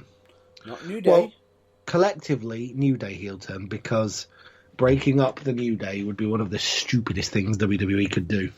True. So, okay, but hey, this is WWE, and this is a WWE World Cup match in Saudi Arabia. So keep your eyes peeled for Zack Ryder and Kurt Hawkins winning, just because WWE want to do a big, massive one of these to the whole audience. Damn, this is an audio broadcast. You can't see me sticking two fingers up. Never mind. Oh, that was just great. That was just great. Can you see what I'm doing? No! Yeah, what? Visual jokes on the radio. It's a fantastic thing. Did you never used to listen to my internet radio show? I used to do things like that all the time. Yeah, well, you do have a face for radio. Sorry. At least I don't have a face that looks like it's been hit by several. From a great height. Nice Followed by a attempt. frying pan. Nice attempt for a comeback. Didn't work. Oh, yes, it did. Moving on. Right. Moving on. So you are going for, you think the New Day, I think Viking Raiders for that one, just in case anyone's taking notes. Match number 6. Seth Rollins versus The Fiend, Bray Wyatt, in a Falls Count Anywhere match for the WWE Universal Championship. Match cannot be stopped for any reason, subject to no change whatsoever due to flood, famine, pestilence, or death. There must be a winner. Because, you know, the whole point of Hell in a Cell isn't that there must be a winner or anything, he says through gritted teeth.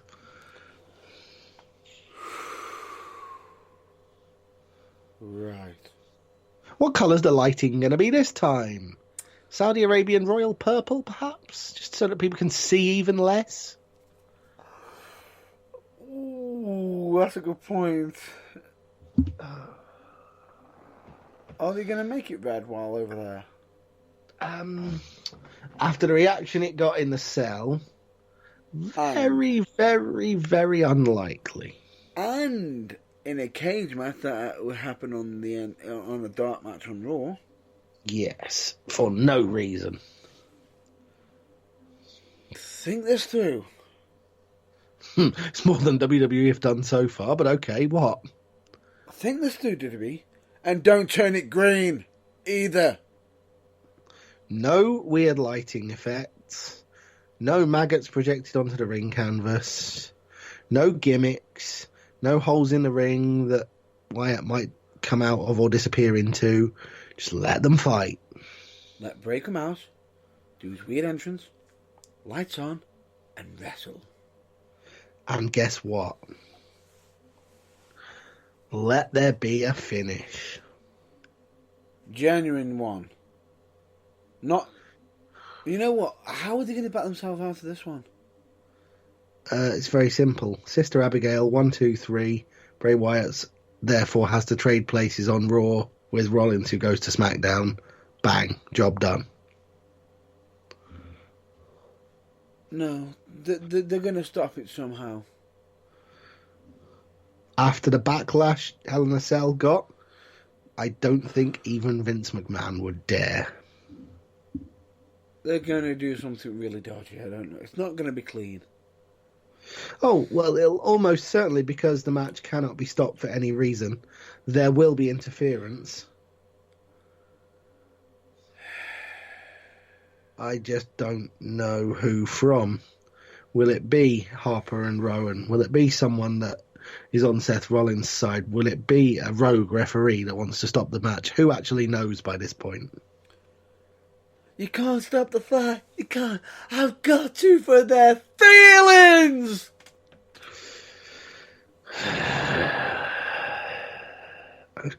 I can feel myself. I know. Just as an aside, by the way, Yeah. the place where I work Yeah. has put up posters Yeah. with a big picture Yeah. of a large rodent and a sign underneath which says, "Keep all external doors closed. Don't let them in." And every fibre in my being wants to stick a picture of the Fiend's face over the rat and cross out the word "don't." Let me in. Just because I know that it's a joke that nobody else in my workplace will get, but it'll make me laugh every time I look at it. I like it. You do realise you're going to have to do that. Yeah, And probably. take a picture. Yeah, clearly. It will be presented on my Instagram, probably, or possibly on the Burning Truth Instagram. I don't know if I do it. But I've got to find a picture of the Fiend's face from somewhere and print it out first. It's got to be done. But anyway, we digress. Digress. I'm calling Bray Wyatt to win, finally. I don't. And if he doesn't, I'm calling the ultimate bullshit shenanigans as the reason why, that's basically going to make even more people go, why am I watching this garbage? I don't. I can see Seth Rollins taking the win.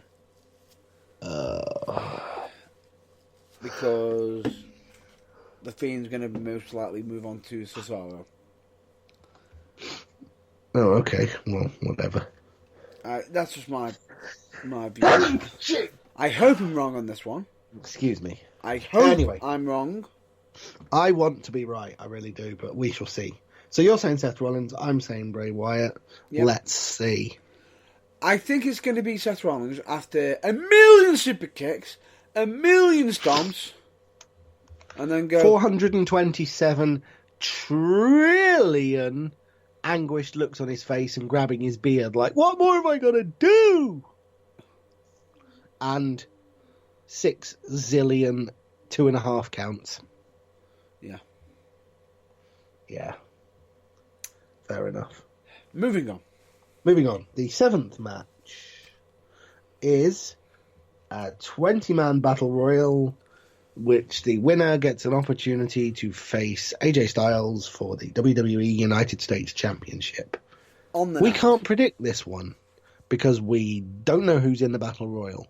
Because I'm thinking WWE will simply just look around the locker room on the night and go, him, her just for a laugh, him, and him. They're not doing anything else. Get them out there. Are you ready for this? Go on. I'm actually going to take a swing at this one. Based on who's likely to be there and who isn't involved so far? I'm just going to take a swinging guess. Okay, go for it. Right. Batter up. Cedric Alexander. Educated guess. I like it. You like it? I can understand the reasoning for it. In which case, I am going to take a similarly educated guess. Ooh. I'm not even sure if he's on the right brand, and knowing my luck, he probably won't be. But I'm going to say Aleister Black. He is. Yeah, I'm going to say Aleister Black. He is on the right brand. There you go, then. The other thing about it is, mine hasn't been picked yet. I don't think. Or has it? No. I'm not that I'm aware of, no. But yeah, I'm going to say Alistair Black for that one. But this comes with an advisory asterisk, namely, obviously we don't actually know because we don't know who's in the match, so we are essentially closing our eyes and sticking a pin in a list of the WWE roster and hoping for the best. However, if we do nail this one, I'm going to say it's a double win if we get it. Well, it's worth 2 points. Yeah. Fair enough. Because we are swinging for the fences. We are literally, like I said, sticking a pin in a phone directory here. It's absolute guesswork. So, yeah. I can agree with that. Okay. And the final match on the card, which won't necessarily take place immediately after the previous one, but or could do, is a singles match for the United States Championship. Champion AJ Styles versus whoever wins the Battle Royal. So, in my weird little prediction universe, Alistair Black. In yours, Cedric Alexander. Yeah. We can't predict who's going to win because we don't actually know, but I think it's fairly safe to say AJ to retain. Ooh. I beg to differ. Really? I beg to differ. Because there's nothing I'd like more than United States champion Alistair Black, but I can't see it happening. I can for Cedric Alexander. Oh, what, for a couple of week reign like Ricochet had? Possibly. Just an excuse to pad up the numbers of how many times AJ's won the title. No, I can actually see them going for a run with him. Well, no, that can work. I would love to see them put the ball, I think they're put going the to weight go for a firmly shock. behind Alistair Black. So yeah, okay, I'm going to go with the Battle Royal winner. cool. I'm not. I'm going to go for AJ to retain. So there you go. Can I get double points on that one if I win? I'm joking. Which it's your rules. You're making them up. You can have. No double on that one. I'd say definitely for the 20-person battle royal. Yeah, dude. If Or you guess 20-man that battle royal. right, Yeah. all bets are off for the title match because you've pulled a haystack out of a needle as it is. That would be just be instant winner. Yeah. That'll just be, I'm coming round your house to confiscate your crystal ball, you cheating swine. Or better yet, if that does happen, I'm putting the lottery on. I was going to say, if that does happen, I'll wire you a fiver for 2 goes on the Euro Millions. Let's go for it. Yeah, okay. And that just about wraps up the predictions. That it does. And That it does. therefore, I think the show. That it does. However, for most likely future episodes, or possible some special episodes that we could be planning, we are planning to do some special episodes that are going to be pre-recorded, which could be released out at any random times. But just in case for some topics that we're going to discuss on some of them, we've got an interesting one being... What was it that we've been considering?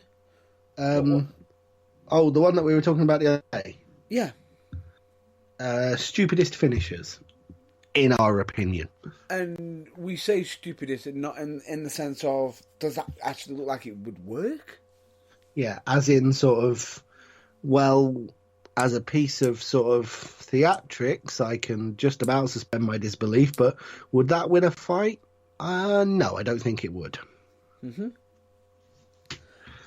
Yeah. We've got the sequel to worst matches we've ever come across.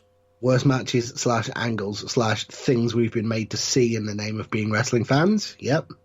No, don't bring it back. Oh, we just have to, sorry. Yeah. We've got that one. We've got loads of other subjective, like, best of, worst ofs. Like, for example, I think we could get a good hour out of worst entrance musics ever.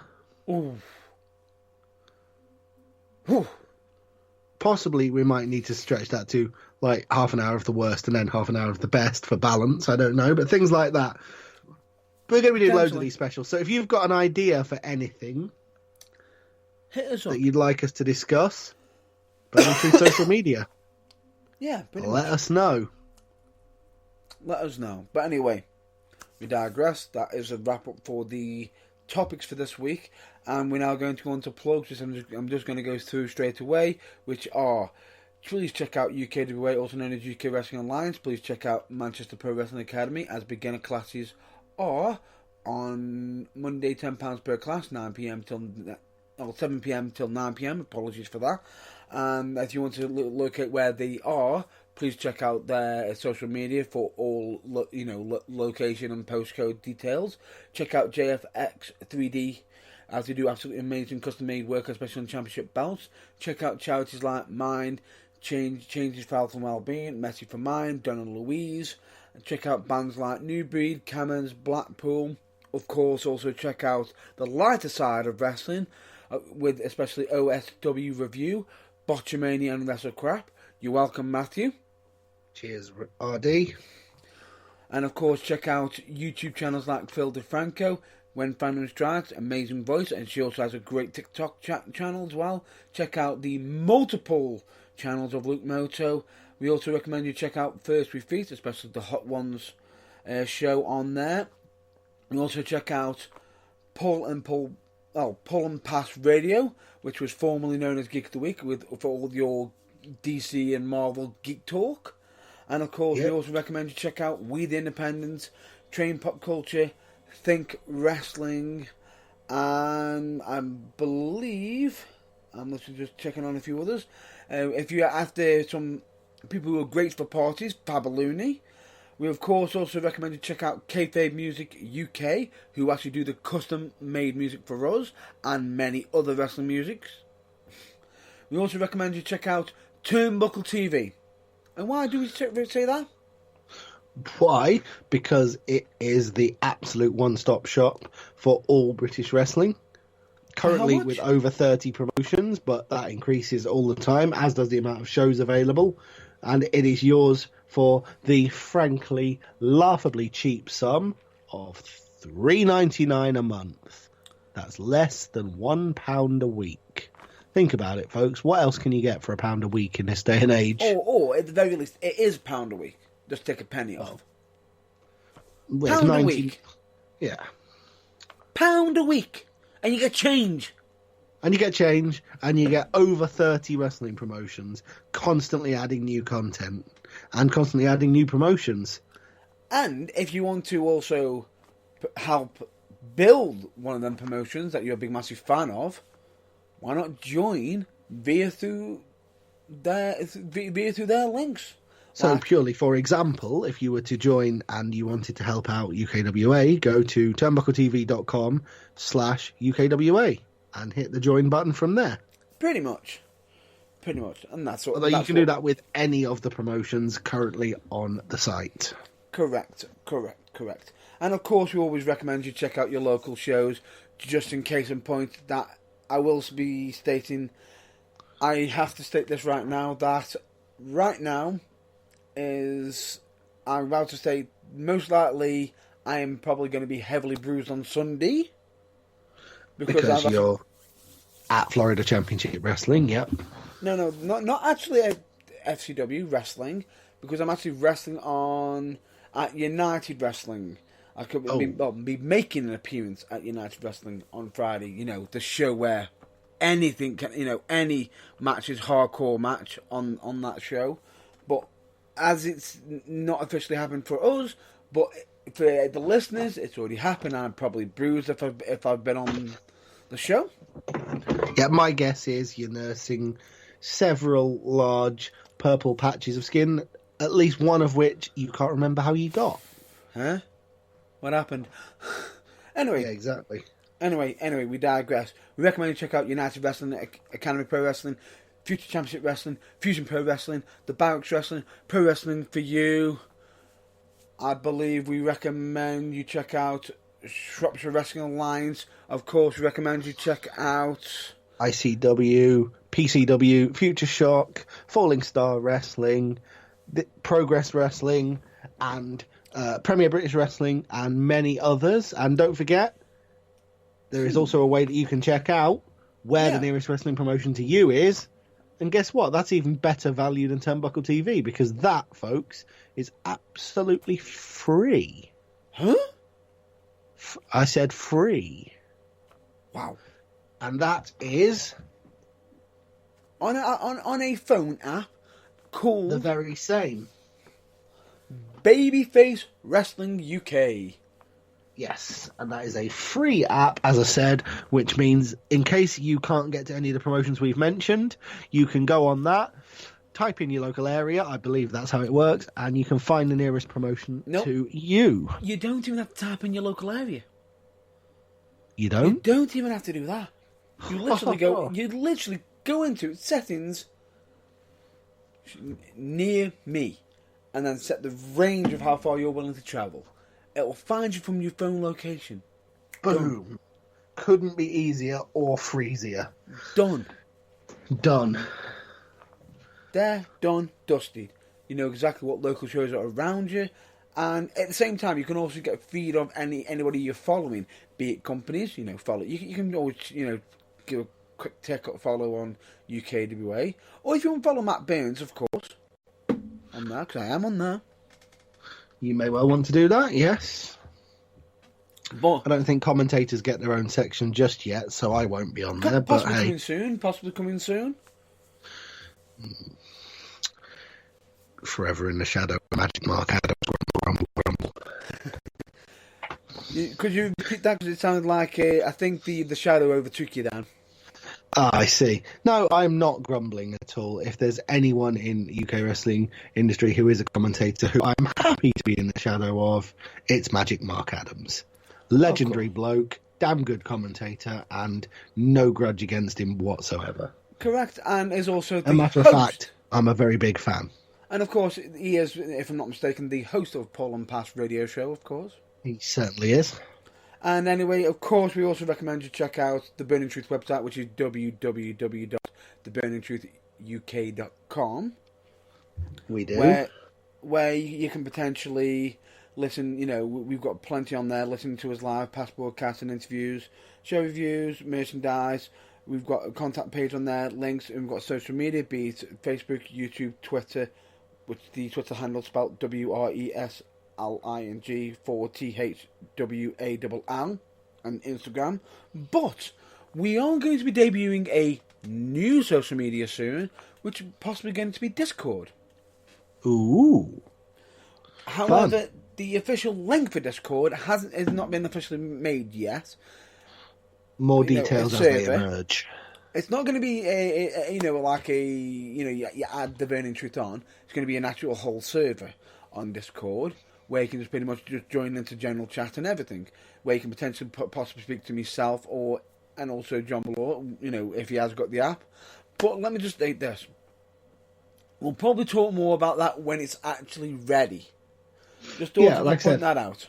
More details to follow as and when we get them. We can pass them on to you. It's not there yet, but it's got it's like when you go on a website and there's only one page on it, and it's one of those bits of police tape stretched across the side, and it says "coming soon, under construction."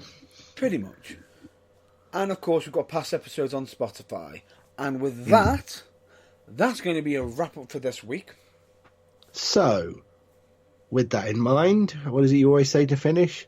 Stay safe, check out your local wrestling, and see you next week. Correct, but you missed a little piece off, and I'll just add that on. As as always, please stay safe, stay well, and of course, always check out your local wrestling. But of course, last but not least, always remember to take care of your physical well-being, and of course, your own mental well-being, of course. And just so you know, everyone that does listen, even if you do listen to us, if you don't, just be awesome to yourself and keep yourself and stay awesome. Basically, yeah. Look after yourself, guys. Exactly, because you're all awesome, and we appreciate the hell out of you. Stay well. We certainly do. So stay well. We'll catch you later. Till then, bye for now. Bye for now.